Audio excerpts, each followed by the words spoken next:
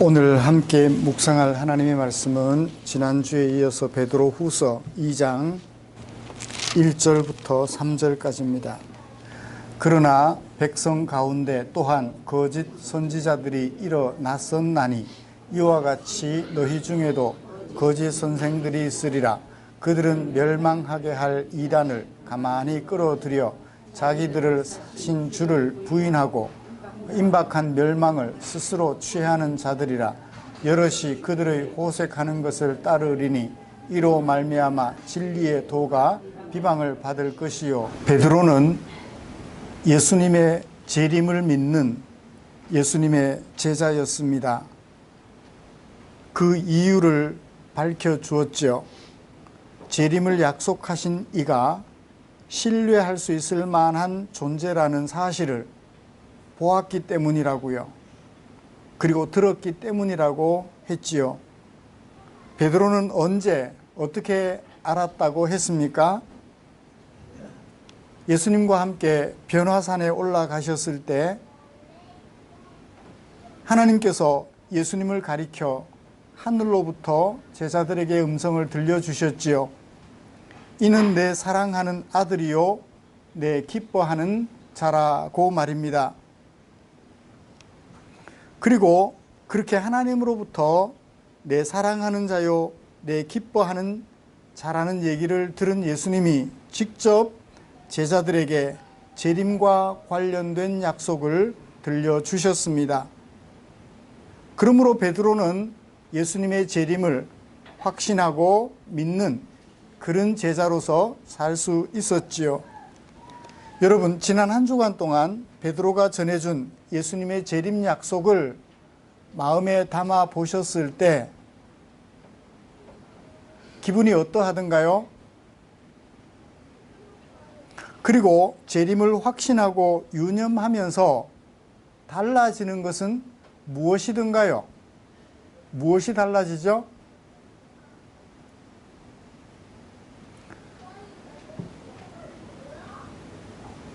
예수님의 재림을 기억하는 사람과 기억하지 못하는 사람,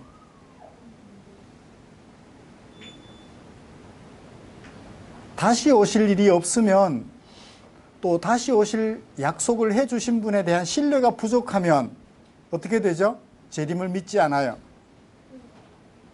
근데 베드로는 재림을 약속해 주신 예수님이 어떤 분인지를 확실히 알았습니다. 그러니까 그 재림에 대한 불신을 손톱만큼도 할 수 없었죠. 재림을 믿는 사람과 믿지 않는 사람, 그 마음 준비부터 다르다는 것을 우리는 알게 됩니다. 재림을 확신함으로 하나님의 성품을 더욱 생활화하는 하나님의 백성으로 살아가고자 하는 우리를 위하여 하나님께서는 당신의 마음을 성경 속에 고이 담아 우리에게 남겨주셨지요. 오늘은 그 중에 베드로후서 2장 1절부터 3절까지 베드로를 통하여 담아두신 하나님의 마음을 살펴보려고 합니다. 먼저 본문이 어떻게 구성이 되어 있는지, 베드로가 1절부터 3절까지 말씀을 가지고 어떻게 설교를 했는지 정리를 좀 해보고 설교 방향을 나누고 싶습니다. 1절 상반절이 설교 도입부예요. 설교를 시작하면서 오늘 내가 뭘 설교할 것인지를 제시해 줍니다. 뭐죠? 옛날에는 거짓 선지자들이 있었다면 앞으로는 뭐가 있을 것이다? 거짓 선생들이 있을 것이다. 그러면 거짓 선생들이 있을 것이라 하면, 라고 말했다면 거짓 선생들과 교회의 관계가 어떠한지, 또 거짓 선생들은 어떤 사람들인지를 설명해 줘야 될 거 아니에요. 그래요. 1절 하반절부터 3절까지 말씀은 평행대꾸법을 사용해 가지고 거짓 선생들이 하는 일과 목적, 그리고 그들로 인한 교회가 받은 영향력, 그리고 그들이 그 결과로 얻게 될 결국, 이것을 차례대로 말씀해 주고 있어요. 2절에서 여럿이 그들의 호색하는 것을 따른다. 그래서 어떻게 된다? 진리의 도가 비방을 받게 된다. 자, 거짓 선생들이 하는 역할로 말미암아 누가 영향을 받았어요? 교회가 영향을 받은 거예요. 수신자들이 영향을 받은 것입니다. 그래서 누가 비방을 받아요? 하나님이 비방을 받게 돼요. 거짓 선생들이 교회에 들어와서 일한 결과. 그 다음에 3절 상반절에 그들이 교회에 들어와서 활동하는 목적이 뭐죠? 너희를 이득으로 삼으려고, 너희를 통하여 이득을 얻으려고 활동한다는 거예요.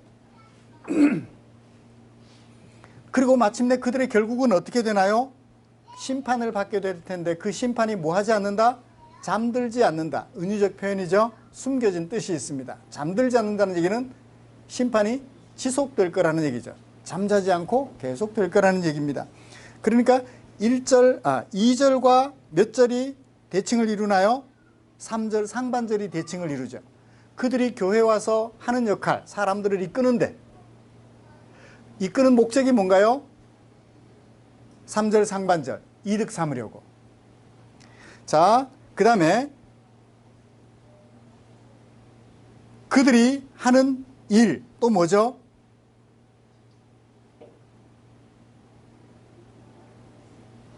(3절)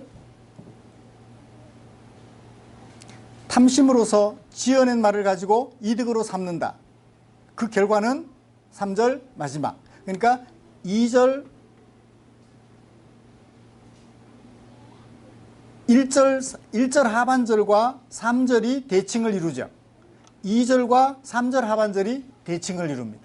그들의 결과, 그리고 그들의 결국, 그들이 하는 일, 그들이 하는 일의 목적, 그게 대칭을 이루고 있는 것을 봅니다. 그러므로 이런 본문을 가지고 저도 똑같이 설교하려고 해요. 교회에 등장한 거짓 선생들에 대한 이야기를 나눌 것입니다. 그들의 목적도 다루면서 거짓 선생들이 어떤 사람들인지를 잘 분별해서 우리 교회가 이 거짓 선생들에게 휘둘리는 일이 없게 되기를 살펴보고 첫 번째 단락으로 마무리하고요. 두 번째 단락은 그들이 미친 영향력과 결국을 살펴보면서 우리 교회가 앞으로 어떻게 해야 될 것인지를 마음속에 다짐해보는 그런 내용의 설교를 진행해 가려고 합니다.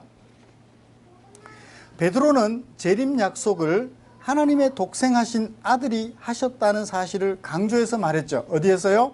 1장 12절부터 21절까지 말씀해서 이제 2장 1절부터 3절까지는 재림 약속을 기다리며 살아가는 성도들에게 꼭 필요한 설교를 해요. 2장 1절부터는 무엇을 기다리는 성도들? 재림을 기다리는 성도들, 그들에게 꼭 필요한 내용들을 설교해요. 그 중에 재림을 기다리는 성도들이 제일 먼저 신경 써야 될 것이 뭐냐 하면 거짓 선생들과 관련된 이야기, 거짓 선생들과 관련된 설교예요. 사실 그래요. 잘못된 가르침이 가장 많이 등장하는 곳이 재림과 관련된 거예요. 아직 일어나지 않은 일이잖아요. 일어나지 않은 일, 보지 못한 일이기 때문에 그것과 관련하여 거짓된 가르침이 제일 많이 등장해요. 현재 일어나고 있는 일, 과거에 일어났던 일 갖고는 별로 거짓된 가르침을 할 수가 없어요. 왜? 증거가 있으니까. 증거가 있으니까. 그 증거를 뒤집을 만한 자료가 없으면 못하죠.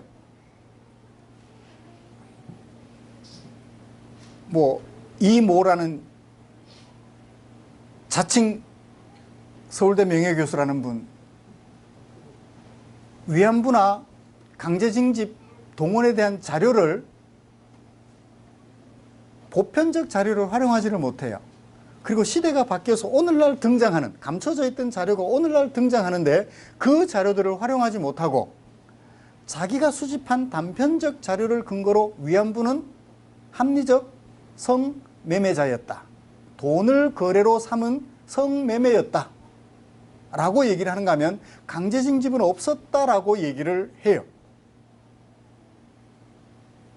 근거 자료가 잘못되니까 거짓 증거를 말한다고요. 그래서 우리 대한민국 사회에 공분을 사고 있지요. 이 재림과 관련하여서 가장 자료가 부족해요. 앞으로 일어날 일이기 때문에 과거에 일어난 일에 대하여서는 더 이상 반박하거나 할 자료가 없어요. 그래서 과거 사실에 대해서는 거짓 가르침이 잘 등장하지 않는데 미래에 대한 일을 말하는 재림과 관련된 약속은 거짓 가르침들이 참 많습니다. 자, 재림을 기다리는 성도들에게 가장 필요한 거짓 가르침, 재림과 관련하여 거짓 가르침을 살펴보도록 하죠. 거짓 선지자들이 과거에는 있었다. 우리말 성경도 그렇게 잘 번역해 두었어요. 일어났었나니. 그죠? 이라는 과거 완료 시제가 하나 더 들어가 있어요. 일어났었더랬다. 옛날에. 지금은, 앞으로는 거짓 선생들이 있을 것이다 라고 번역을 하고 있어요. 있으리라. 이 과거에 있었던 거짓 선지자들, 그리고 앞으로 일어날 거짓 선생들의 특징이 뭐죠? 공통적 특징. 앞에 뭐가 들어가요? 형용사 하나가 들어가요. 거짓이라는 것이 들어가요. 거짓되다라는 것은 형용사입니다. 거짓이라는 공통점이 하나 들어갑니다. 거짓. 헬라어로는 푸시도라고 하는데요. 뭐 굳이 헬라어는 기억하지 않으셔도 됩니다. 거짓이라는 말. 이 거짓이라는 말이 선지자들이라는 말과 합성어예요. 보통 그렇게 거짓이라는 말과 뒤에 명사가 합성이 돼서 거짓 선지자들, 하나의 일반 명사로 사용되는 경우가 많은데 거짓이라는 이 말이 유별나게 독립적으로 사용된 경우가 신약 성경에 딱 3번 있어요. 거짓되다라는 이 형용사가 독립적으로 사용된 경우가 3번 있어요. 그 3번의 경우가 어디냐면 사도행전 6장 13절에 처음으로 사용되는데 그냥 들으시면 돼요. 거짓 증인들, 거짓되다 증인들, 두 개가 분리되어 있어요. 형용사와 명사가 분리되어 있어요. 합성이 되어 있지 않고. 거짓 증인들. 어떤 사람들인지 알죠? 진실을 증언하지 않고 진실이 아닌 것을 증언하여 상대방을 위기에 빠뜨리는 사람. 무엇을 위해서? 자기 이익을 위해서. 드러나죠? 거짓이라는 말이 무슨 뜻인지? 그 다음에 요한계시록 2장 2절과 21장 8절에서 거짓말하는 사람들, 그때 이 거짓말이라는 형용사가 그냥 그대로 쓰여져요. 그래요. 이 거짓이라는 형용사는 진실과 상반된 것으로서 모조품이거나 가짜인 것을 뭐라고요? 거짓이라고 말한다고. 진실을 이용해서 진실을 흉내는 냈는데 진짜는 아니에요. 그래서 뭐해요? 분별하기가 정말 어려워요. 모조품이니까. 뭐 스위스에서 만든 시계는 진품은 뭐 비싸죠. 근데 중국에서 만든 가짜는, 중국 욕해서 죄송합니다. 욕한 건 아니고, 가짜는 값이 싸요. 근데 그거 보통 사람들은 분별하기가 너무 어려워요. 루이 뭐시 가방. 진품과 가품을 일반 사람들은 구별을 못해요. 기술이 좋으면 좋을수록 모조품의 모양은 진품과 거의 흡사해요. 예를 들어보죠. 이스라엘 백성들이 애굽에서 나올 때 모세가 애굽 왕을 찾아갔어요. 그 앞에는 애굽의 요술사들도 왕 앞에 같이 있었습니다. 네가 하나님께로부터 온 증거가 뭐냐? 그랬더니 모세가 어떻게 해요? 지팡이를 던져요. 뱀이 됐어요. 지팡이가 뱀이 되는, 상상할 수 없는 일이에요. 그런데 그 앞에 있던 요술사들도 똑같이 지팡이를 던졌더니 뭐가 되세요? 뱀이 되세요. 누가 진짜예요? 누가 하나님께로부터 보냄받은 사람일까요? 모르죠. 뒤에 가서 판별이 돼요. 모세가 던져 뱀이 된 그 지팡이, 뱀이 다른 뱀들을 다 잡아먹어요. 그래서 모세가 참 하나님이 보내신 참 선지자가 맞다는 것이 드러나게 되었죠. 그냥 얼핏 보아서는 쉽게 판별하기 어려운 것, 그걸 뭐라고 그런다고요? 거짓이라고 그런다. 교묘해서 분별하기가 정말 어렵다라는 것입니다. 자, 이 거짓 선생들의 실제 활동을 보죠. 2절. 그들은 멸망하게 할 이단을 가만히 끌어들일 거래요. 가만히 끌어들인다. 끌어들인다. 무엇을 끌어들여요? 어디에? 교회에. 무엇을? 이단을. 어떤 이단을? 멸망하게 하는 이단을. 멸망과 이단 두 개의 명사가 독립적으로 사용됐어요. 그런데 하나는 목적격이고 하나는 소유격이에요. 앞에 멸망은 이단을 수식해주는 형용사 역할을 하는 명사입니다. 뭐죠? 이단은 이단인데 어떤 이단? 멸망을 가져오는 이단. 생명을 가져오는 이단이면 얼마나 좋을까요? 멸망을 가져와요. 이단은. 그걸 이단이라고 그래요.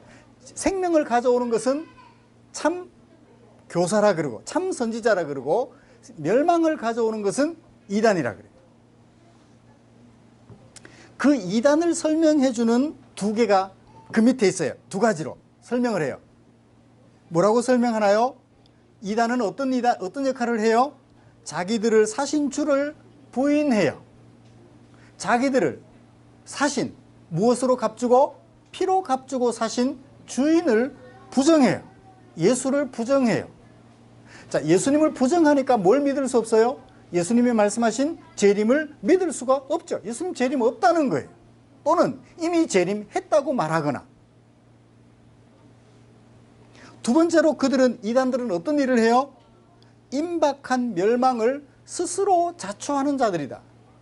생명을 자초하는 자들이면 얼마나 좋아요. 그죠? 멸망을 자초하는 자들.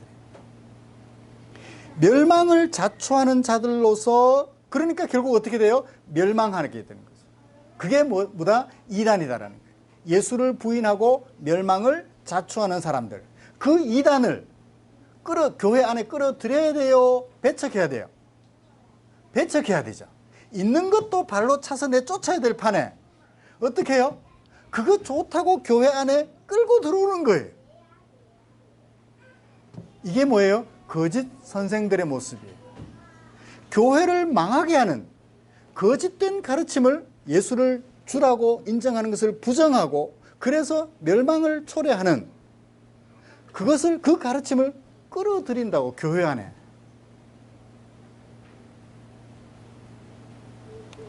그게 진짜처럼 포장이 돼 있어서 교묘한 거예요. 우리가 볼일 본 뒤에 냄새 맡으면 내 거라도 냄새 나잖아요. 그걸 가지고 들어오면 냄새가 나서 금방 알아채는데 냄새도 안 나요. 너무 똑같아요. 그래서 분별하기가 어렵더라. 자, 그런 거짓 선생들이 그 이단을 끌어들여 가지고 활동해요. 활동하는데 목적이 뭔가요? 3절. 대칭이 되는 3절 상반절을 보세요. 그들이 이득을 삼는다 그랬죠. 이득을 삼는다라는 말이 무슨 말이냐면 장사한다라는 거예요. 뭘 가지고? 너희로라고 말을 했지만 너희를이라고 번역해도 돼. 너희를 가지고 판다라는 거예요. 너희를 팔아서. 누구를 팔아요? 성도들을 파는 거예요. 어디에? 거짓된 가르침에 성도들을 매매하는 거예요. 이득을 삼는다라는 말의 원어는 그 뜻이 매매한다, 장사한다, 거래한다라는 뜻이에요. 성도들을 가지고 거래를 하는 거예요. 무엇을 위한 거래? 자기의 이익을 위한 거래로. 내가 돈을 받고 팔아버리는 거예요. 누구에게? 이단에게. 성도들을 돈을 받고 팔아버리는 거예요.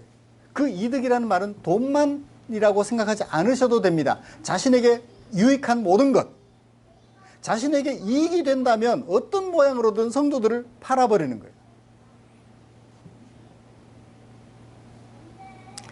새 번역은 어떻게 번역하고 있는지 아세요? 3절 상반절을 그들은 여러분의 호주머니를 털어갈 거예요. 여러분의 호주머니를 털어갈 거예요. 어떻게 해서? 탐욕에 빠져서. 어떻게? 그럴듯한 말로. 새 번역은 그렇게 번역하고 있어요. 그걸 우리말 성경은 어떻게 번역하느냐 하면 우리 개역개정은 그들이 탐심으로서 지어낸 말을 가지고 너희로 이득을 삼는다. 그들은 여러분의 호주머니를 털어간다. 사랑하는 성도 여러분, 거짓 선지자들이 구분이 돼요? 그래도 잘 구분하기 어렵죠?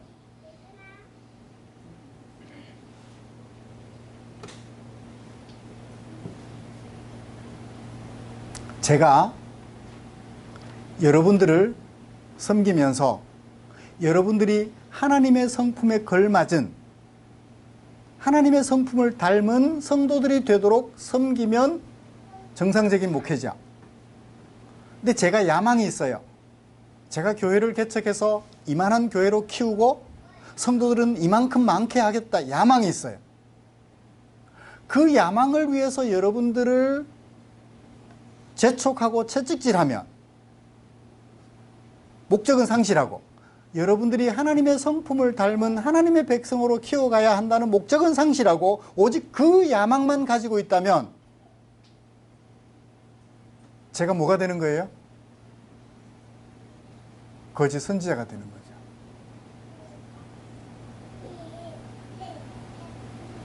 지난주 중에 대형 교회들 몇몇 채 지도자들이 갑자기 이상한 얘기를 하기 시작했어요.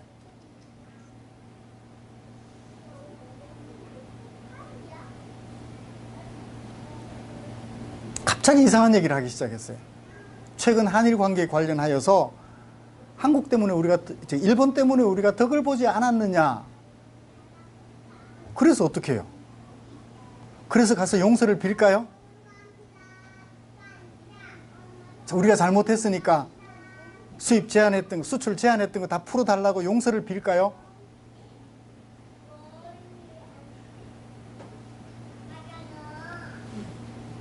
자기들은 2차 대전의 피해자지 전쟁을 일으킨 주범이라고 말하지를 않아요. 그 사람들은. 엉뚱한 얘기를 나가면 좀 그러니까 일단 본문으로 돌아와서 자기 이익을 위해서 자신의 안정된 자리, 그러니까 성도들이 우파에 속한 사람들이 많으면 그 사람들의 비위를 맞추는 거예요. 독일의 본회퍼라는 신학자임의 목사님이 있었어요. 30대 초반에 젊은 나이로 사형을 당해서 죽었는데요. 독일 나치가 히틀러가 전쟁을 일으켜서 광분을 일으킬 때 본회퍼 목사님이 이런 얘기를 했어요. 그 젊은 나이에. 약을 먹어 정신 이상이 된 운전자가 핸들을 잡고 운전을 하고 있는데 내가 목사로서 그 자동차에 치여 죽은 사람들 찾아가서 위로해주고 장례나 치러줘야 되겠느냐? 아니면 그 운전자를 붙잡아서 끌어내려가지고 감옥에 가둬야 되느냐? 내가 목사로서 무슨 일을 해야 되느냐? 여러분들 같으면 무슨 일 하고 싶어요? 찾아가서 위로해주고 장례나 치러주면 좋겠죠? 근데 그 목사님은 그러지를 못했어요. 히틀러를 암살하는 암살단에 가입을 해서 히틀러를 끌어내려야만 사람들이 더 이상 죽어나가고 죽어나가는 사람들을 장례 치르지 않아도 되겠다는 거예요. 그게 들통나서 결국은 붙잡혀서 사형을 당합니다.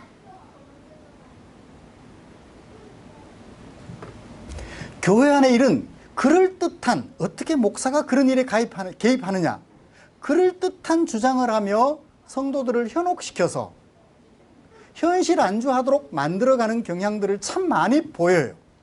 재림과 관련된 것뿐만 아니라 더 나아가서 다른 많은 것들까지도 말입니다. 여러분, 거짓 선생들 잘 구분하는 성도들이 되었으면 좋겠어요. 차라리 성경만 얘기를 하면 좋겠는데 현실 관련하여서 엉뚱하게 얘기를 하니까 답답한 거예요. 자, 다시 본문으로 돌아와서요. 예수님의 재림은 분명합니다. 재림이 없다고 말을 하거나 재림이 지나갔다고 말을 하거나 이런 일들이 있다면 분명 그것은 거짓임을 꼭 기억하시기를 바랍니다. 내가 재림 예수라고 말하거나 그들의 목적은 뭐예요? 결국 자기 이익을 챙기기 위함이에요. 그렇게 해서 높은 자리에 있으면 성도들이 어때요? 자녀 유학비까지 다 대줘요. 설령 자녀 유학비를 대줘도 어떻게 말을 해야 될까요? 아니요, 우리 교회는 나보다 더 어려운 사람들이 있습니다.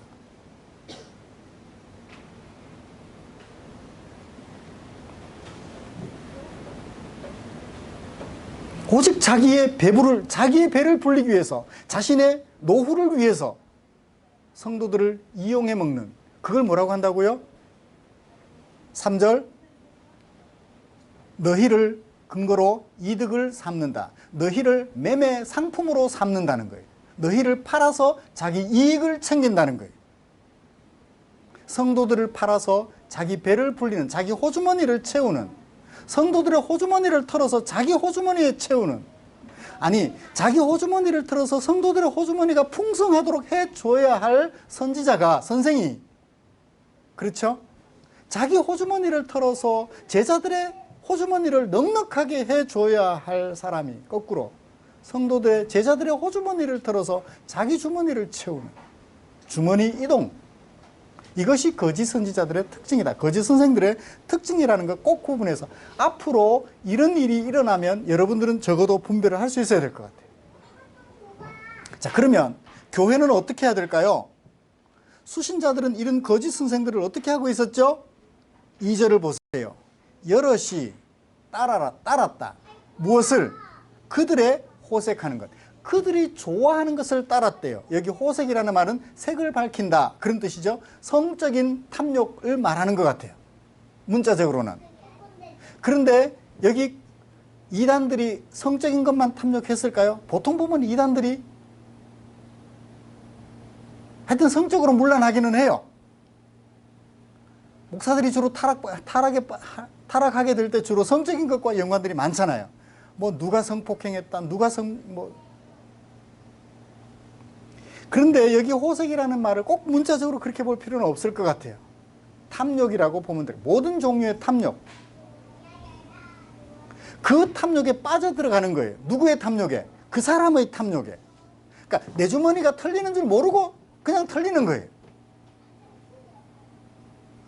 이걸 뭐라 그래요? 자발적 버림이라고 그러나요?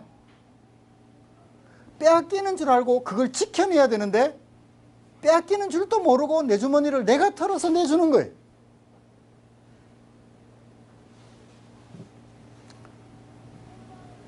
교회 재정을 교인들 중에 선거에 나가는데 선거 자금으로 대줘요. 반환하면 그나마 그래도 덜한데, 아니 그나마 덜한 것 아니죠. 그 일에 쓰면 안 되죠.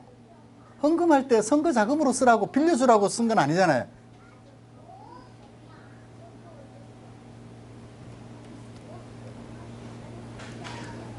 그 호색하는 것은 그들의 탐욕이 나도 모르게 따라가는 거예요. 거기에 줄 서면 뭐가 생겨요. 거기 뭐 기도해주면 뭐가 낫는 것 같아요. 그래서 나도 모르게 거기를 따라가요.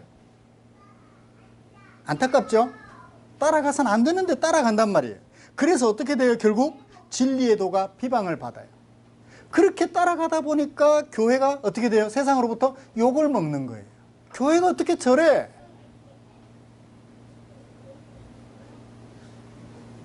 결국 누가 욕먹어요? 하나님이 욕을 먹게 돼요.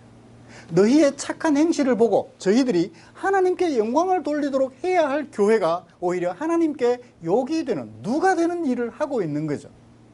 왜? 분별하지 못하니까. 거짓 선생을 분별하지 못하니까 그렇습니다. 오늘 우리는 어떨까요?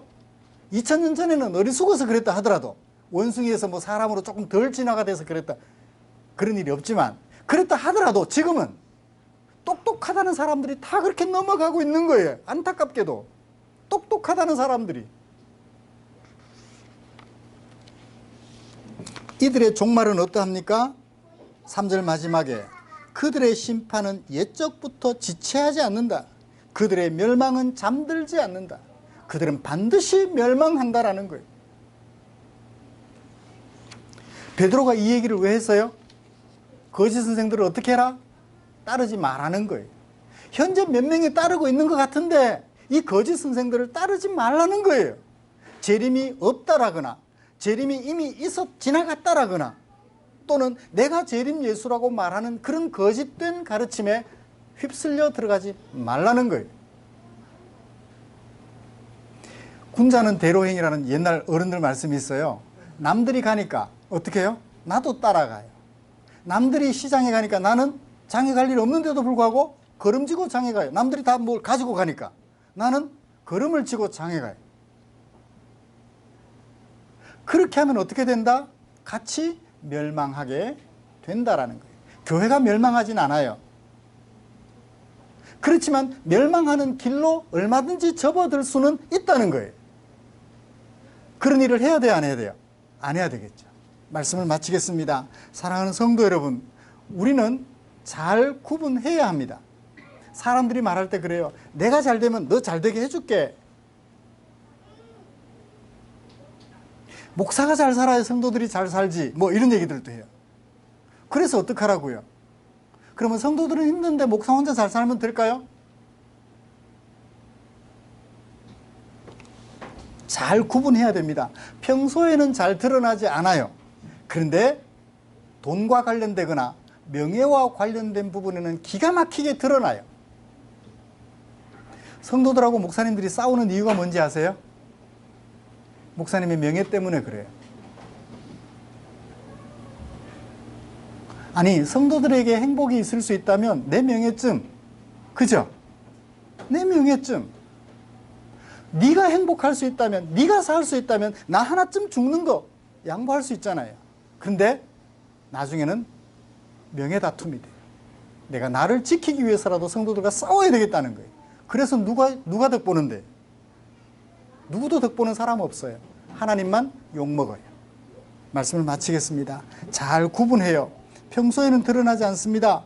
평소에 드러나지 않는데 위기 요소에서 잘 드러나니까 그때를 잘 살펴서 거짓 선생들을 구분하여 우리 가운데서 배척해냄으로써 아름다운 교회, 거룩한 교회, 성숙한 교회로 서가는 저와 여러분들 되시기를 주님의 이름으로 축복합니다.